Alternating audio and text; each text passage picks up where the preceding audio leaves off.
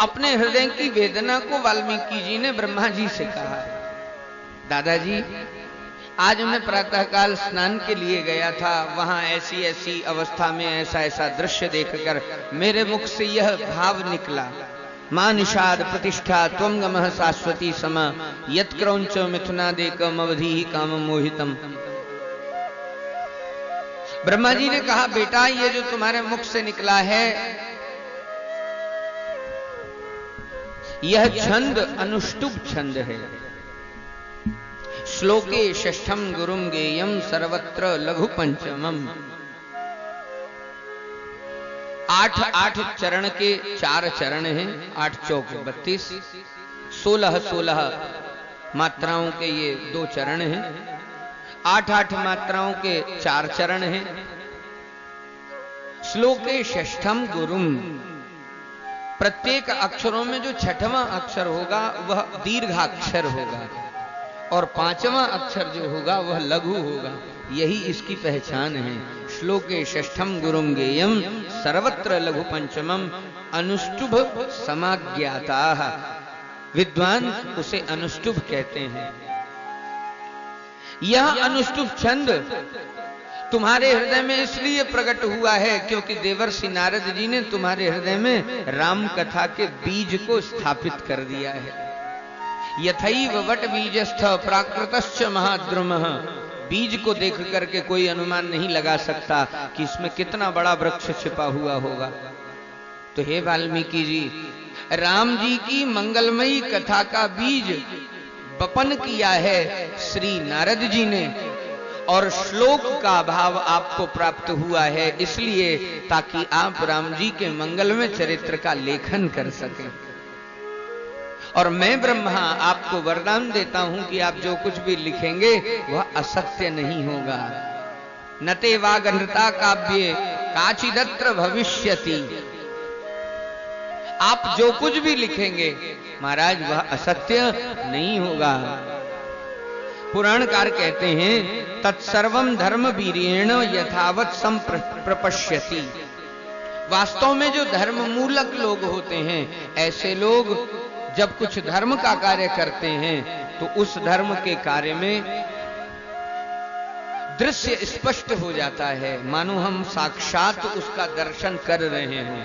और दर्शन करते हुए जो लेखनी उठाई गई है उसी काव्य का नाम रामायण है। पुराणकार कहते हैं महाराज इसमें 24,000 श्लोक हैं। पूर्व में 6 कांडों की रचना की गई और बाद में 7 कांड विभूषित हुआ। चिंता हुई महाराज ये वास्तव में रामचरित्र है या क्या है, इसका निर्णय कौन करेगा। वाल्मीकि जी ने जब सारा रामचरित्र लिख लिया और अपने मन में आकलन किया तो उन्होंने ये घोषणा की कि यह तो केवल नाम का रामचरित्र है, लेकिन इस रामायण के भीतर रामचरित्र नहीं बल्कि सीतायाश्चरितम महत्। भगवती श्री सीता का चरित्र विराजमान है, श्री भगवती सीता का महत्याग विराजमान है, उनकी करुणा विराजमान है, उनकी भक्ति विराजमान है, उनकी उदारता विराजमान है, उनकी सुशीलता विराजमान है। इसलिए स्वयं श्री वाल्मीकि जी ने एक उदाहरण दिया, काव्यम रामायणम कृत्सन सीतायाश्चरितम महत्। नाम के लिए इसे रामायण कहा जाएगा लेकिन वास्तव में यह श्री भगवती सीता का ही चरित्र है। बड़े भाव से बड़े प्रेम से श्री वाल्मीकि जी ने राम कथा लिखी और लव और कुश को पढ़ाई, जो कि उन्हीं के आश्रम में भगवती श्री सीता जी के पुत्र के रूप में विराजमान हैं।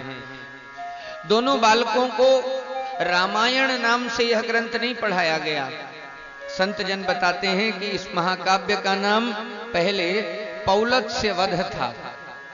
पौलत्स्य यानी रावण, पुलत्स्य के वंश के होने के कारण पौलत्स्य वध अथवा दशानन वध इस ग्रंथ का नाम था, लेकिन बाद में लवकुश की गान कला के कारण इस ग्रंथ का नाम रामायण किया गया। काव्यम रामायणम कृत्सन सीतायास चरितम महत। माता का व्यक्तित्व पुत्र में झलकता है, इसलिए इस आदि ग्रंथ के गायक श्री लव और कुश हैं, जो श्री वाल्मीकि जी से प्रेम पूर्वक इस ग्रंथ को पढ़ करके अयोध्या की गलियों में जाते हैं और वहां बड़े भाव से रामायण की कथा सुनाते हैं। अयोध्यावासी रामायण की कथा को सुन करके अश्रुमोचन करते हैं। राम जी तक समाचार जाता है और राजसभा में पुत्र अपने पिता के समक्ष राम कथा का गायन करते हैं। महाराज लवकुश जिस समय श्री रामायण का गायन करते हैं, राम जी खिसकते खिसकते खिसकते खिसकते सिंहासन से नीचे आ जाते हैं और लवकुश के चरणों में बैठ करके टकटकी बांध के देखने लगते हैं। संत कहते हैं कितनी मनोहारी झांकी है कि जहां कथा करने वाले के प्रति राम जी के हृदय में इतना आदर है, अपनी ही कथा अपने ही जनों के मुख से भगवान सुनते हैं तो उन्हें अतिशय आनंद की प्राप्ति होती है। अब लवकुश क्या कथा सुनाएंगे, ये कल के कथा क्रम में होगा। कल श्री दशरथ जी महाराज के यश का वर्णन है और कल की कथा में हम और आप बड़े धूमधाम से श्री राम जन्म मनाएंगे, क्योंकि वाल्मीकि रामायण में और कोई अंदर की कथा है ही नहीं। रामचरितमानस में तो महाराज पहले शिव विवाह है, फिर नारद मोह का प्रसंग है, फिर जन्म की ढेर सारे कारण हैं, लेकिन वाल्मीकि रामायण में अध्याय सीमित हैं और कथा प्रसंग बहुत संकुचित है। इसलिए कथा के तीसरे दिन ही